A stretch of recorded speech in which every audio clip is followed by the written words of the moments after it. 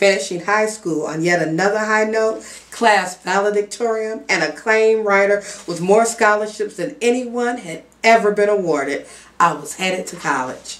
I couldn't believe that high school was now in my past, and I had every reason to look forward to college. Little did I know that my acclaimed writer bubble was about to burst. This is a college class, not a grade school assignment. Your writing has no depth. Your vocabulary is limited in scope and your characters undeveloped, remarked the instructor. I would suggest you read more and begin to analyze the characters involved in your reading. But I do read a great deal, I protested. I've been reading since I was 4 years old, and not just children's stories. Okay, now I'd like to see you read some unfamiliar genres, more science fiction, nonfiction, fantasy, contemporary, and some of the classics. Here's a list of books I'd like for you to analyze. Not all of them, but at least 4.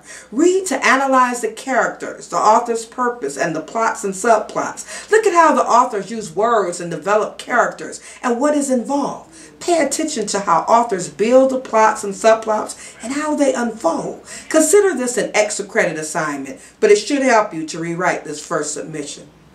I looked at the list of books he'd given me. None were by any author I'd ever read.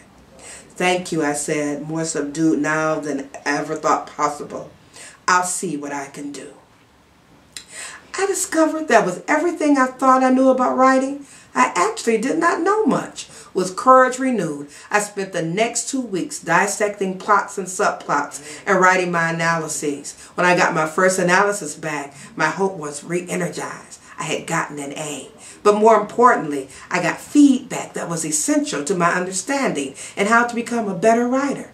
Now I understood why my first assignment was such a dud. I rewrote it and learned to appreciate the feedback from students and the instructor. My final submission wasn't perfect, but it was certainly better than that first time.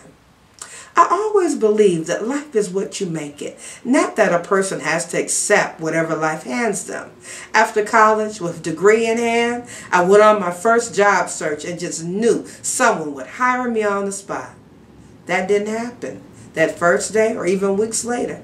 I did not understand what was happening. I knew I could write and I had a portfolio of proof, but no one seemed interested in hiring me. After all I had put into my writing, I ended up taking a clerical position with a major publishing company because that was the only position the company had available. I hated sitting in front of a computer, typing, and greeting clients.